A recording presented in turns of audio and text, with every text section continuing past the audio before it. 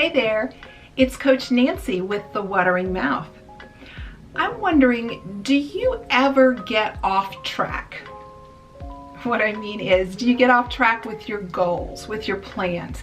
You plan on losing 10 pounds and then you find yourself in a bag of chips, or you want to eat the most nutritionally dense food in the world, plants, and you find yourself compromising.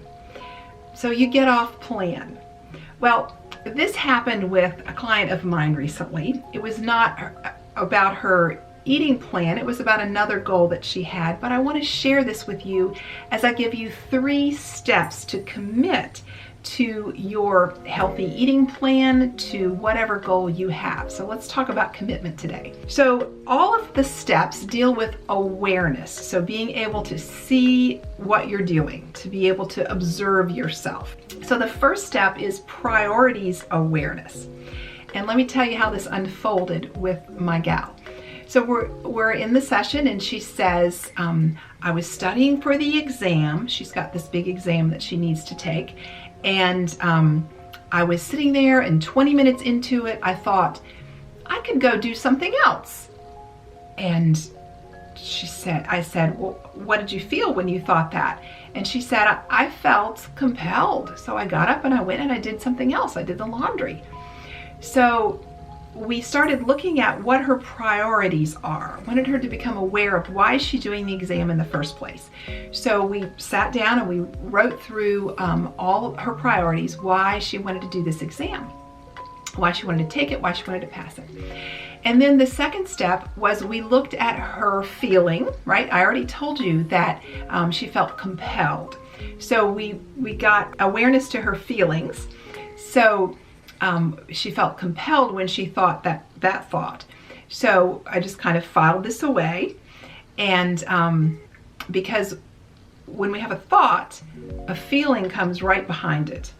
And that's important to note. So we become aware of our priorities and we become aware of our feelings, and then we become aware of our thoughts.